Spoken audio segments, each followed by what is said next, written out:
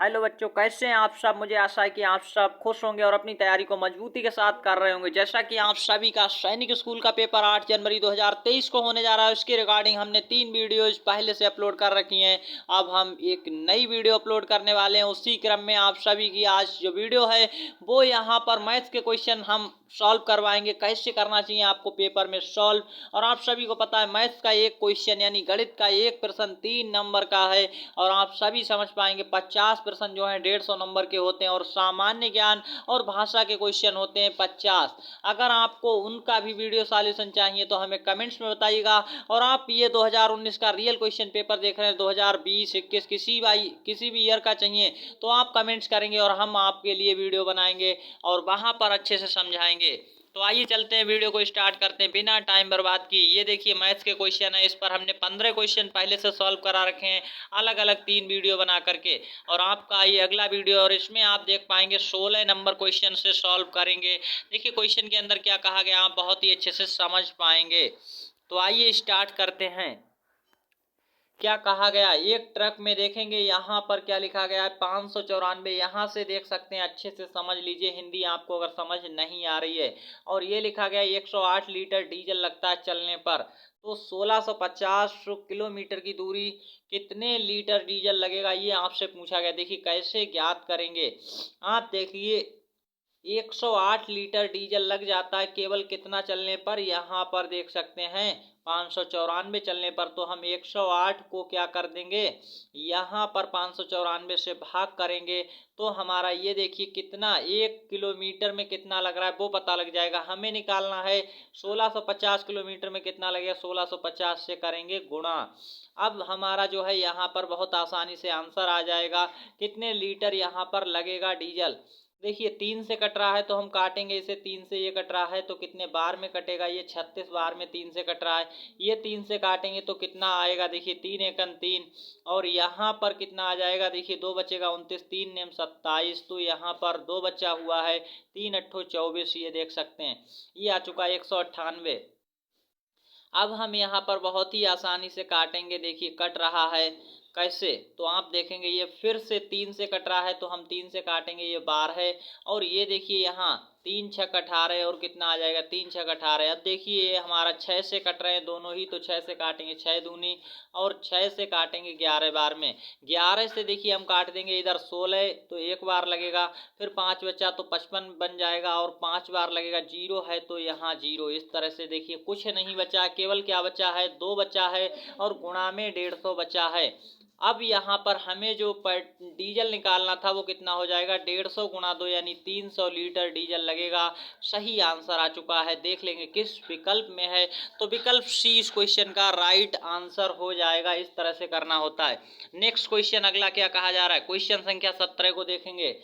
मूलधन 5000 रुपए का, देखिए यहाँ पर क्या आपको दिया गया 7 सही 1/2% वार्षिक ब्याज दर से 3 वर्ष के समय में साधारण ब्याज ज्ञात कीजिए। देखिए यहाँ पर आप इंग्लिश में भी देख सकते हैं बहुत अच्छे से, ये आपको रेट दिया गया है। ये आपको यहाँ पर देखिए क्या दिया गया है, मूलधन दिया गया है यानी प्रिंसिपल देख सकते हैं, ये समय दिया गया है। आपको सिंपल इंटरेस्ट निकालना है, साधारण ब्याज। तो देखिए फार्मूला क्या होता है, SI बराबर साधारण ब्याज बराबर होता है PRT/100 होता है। तो आप कैसे देखिए कर पाएंगे। अब P यानी प्रिंसिपल कितना दिया है 5000 दिया है वो रखेंगे, गुणा में देखिए आर कितना दिया गया दर। तो आप इसको सही कर लेंगे। अगर हम इसे सही करेंगे, देखिए 7 सही 1/2 का मतलब होता है 15/2। कैसे 2 सत्ते 14 और 1 15, 15 बटे कितना हो जाएगा 2 हो जाएगा। और यहाँ से आप देख पाएंगे 15/2 इस तरह से रखेंगे। फिर यहाँ पर आपका क्या आ जाएगा 3 है समय और बटे में 100 आता है तो वो यहाँ पर आएगा इस तरह से। और 2 ये गुणा में हो जाएगा, नीचे 2 जीरो से 2 जीरो कटेंगे। अब देखिए 2 से ये कट जाएगा कितनी बार में 25 बार में। अब आप देखिए 25 है 15 है 3 है, इनका हमें करना है गुणा। देखिए 25 गुणा कितना हो जाएगा 15 तिया 45 हो जाएगा। अब हम इनका गुणा करेंगे और आंसर आ जाएगा 25 पंजे 125 के 5 हासिल कितना लगेगा 12। 25 चौका 100 और 12 कितना होता है 112 होता है। ये हमारा आ चुका है साधारण ब्याज 1125 रुपये। कहाँ पर आंसर है वो आप देखेंगे, क्योंकि हमसे साधारण ब्याज पूछा है तो हमारा डी आंसर इस क्वेश्चन का राइट आंसर है, सही उत्तर है डी। 1125 रुपये आ चुका है। नेक्स्ट क्वेश्चन अगला देखेंगे क्या कहा गया है। क्वेश्चन संख्या यहाँ पर देखिए 18। किसी त्रिभुज के कोण 1:2:3 के अनुपात में है, कोणों का मान ज्ञात कीजिए। तो आपको बता दें यहाँ पर कैसे इस क्वेश्चन को सॉल्व करेंगे वो आप देखिए। ये कोणों का अनुपात दिया गया है, आपको यहाँ पर कोणों का मान चाहिए। देखिए त्रिभुज के तीनों अंतः कोणों का योग कितना होता है, अंदर अंदर के कोणों का योग जो है वो कितना होता है 180 डिग्री होता है। अगर ये 1:2:3 के अनुपात में है, देखिए इस तरह से 1:2:3 के अनुपात में है, इन तीनों का अगर हम जोड़ लें तो कितने 6 हो गया। और 6 का मान ही हमें कितना दिया 180। हम एक का मान निकालेंगे कितने डिग्री 30 डिग्री का है। एक पार्ट 30 डिग्री का है तो पहला कोण 30 डिग्री का होगा, दूसरा कितना हो जाएगा 60 डिग्री का हो जाएगा, आप समझते रहिएगा। और तीसरा यहाँ पर 90 डिग्री का हो जाएगा।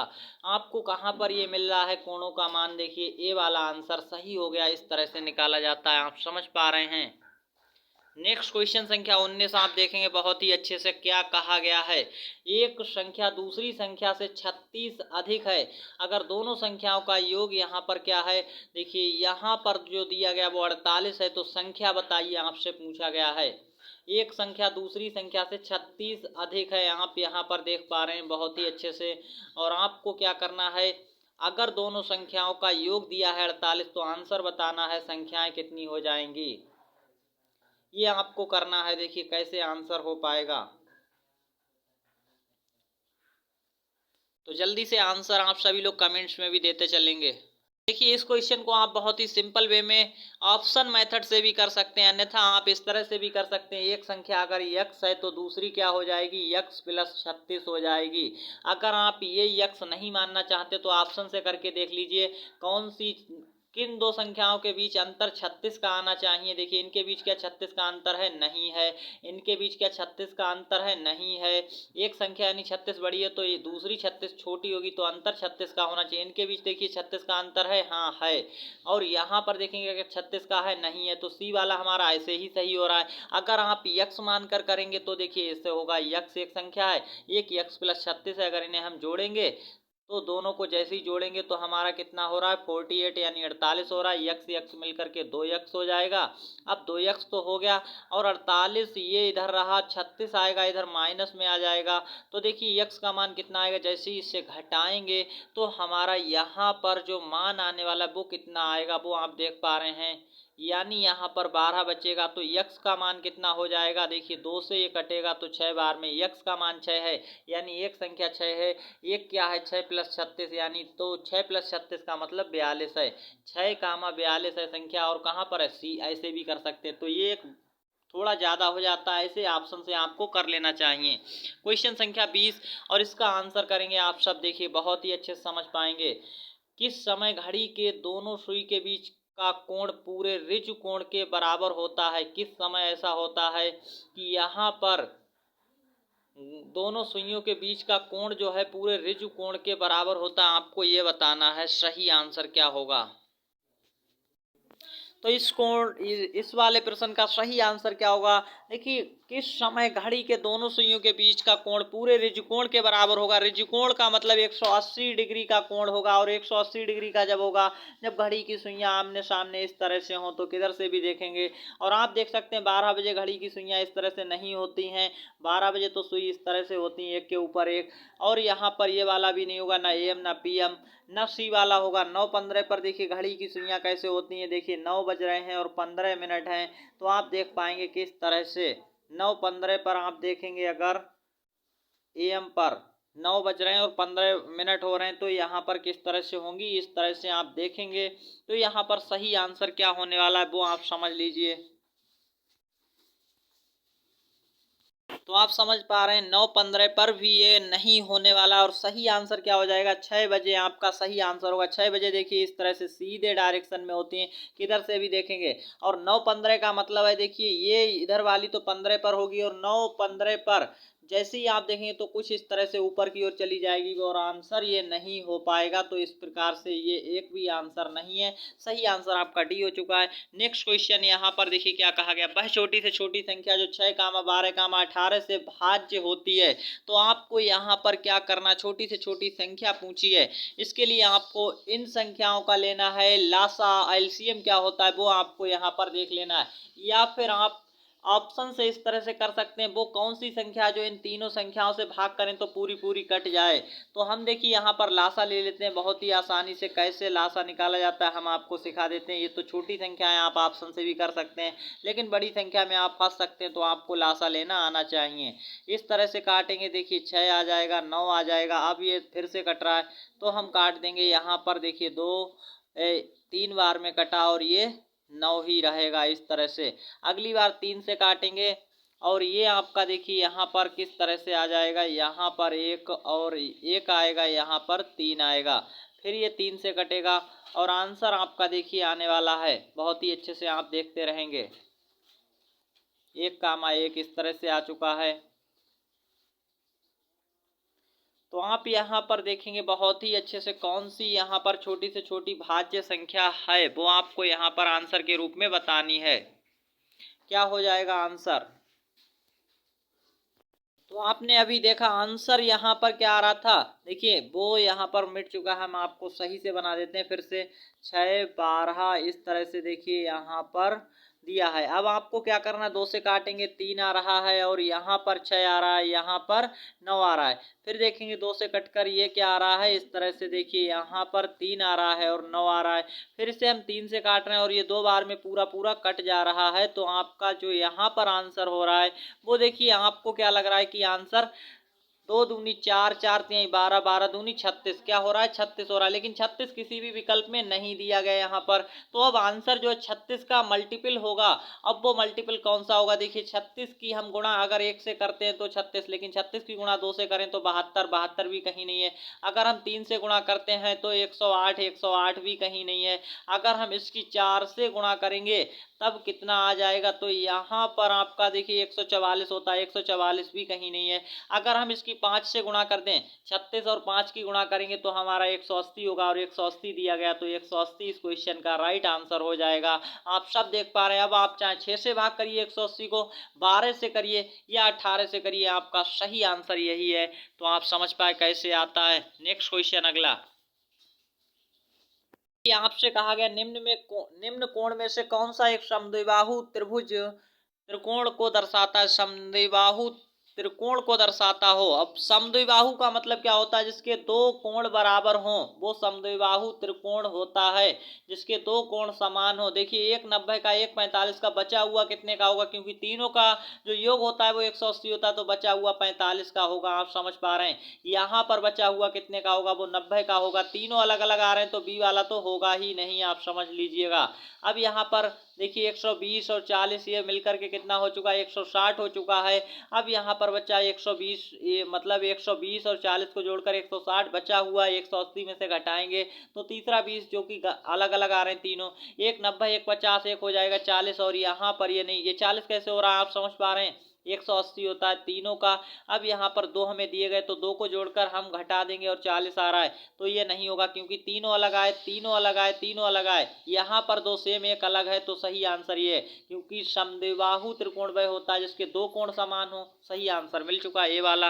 नेक्स्ट क्वेश्चन अगला, और इस क्वेश्चन को देखिएगा, एक आयताकार की लंबाई उसकी चौड़ाई से 5 सेंटीमीटर ज्यादा है, अगर उसकी परिधि 50 सेंटीमीटर है तो क्षेत्रफल कितना है, आपको ये बताना है। देखिए परिधि उसकी हमें दी गई है, परिधि का मतलब होता है पेरीमीटर, परिमाप दिया गया है, और उसकी लंबाई जो है, आयताकार की लंबाई जो है चौड़ाई से 5 सेंटीमीटर ज्यादा। अगर चौड़ाई यहाँ पर हम मान लेते हैं कि देखिए x है, तो लंबाई कितनी हो जाएगी, लंबाई उससे क्या हो जाएगी, 5 सेंटीमीटर ज़्यादा हो जाएगी, x + 5 हो जाएगी। ये आप समझ पा रहे हैं।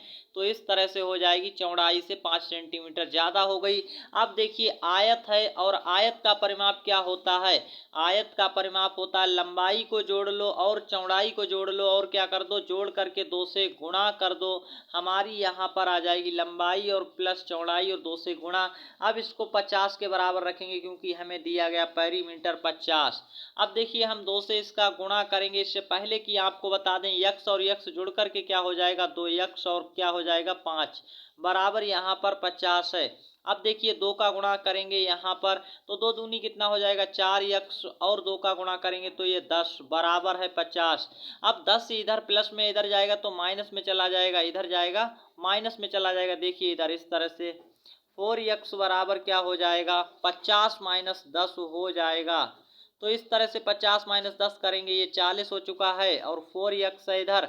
देखिए ये 4 उधर जाएगा तो x का मान कितना आएगा 40/4 यानी कितना आ गया 10 आ गया। अब आप समझ पा रहे हैं x बराबर कितना आया है 10।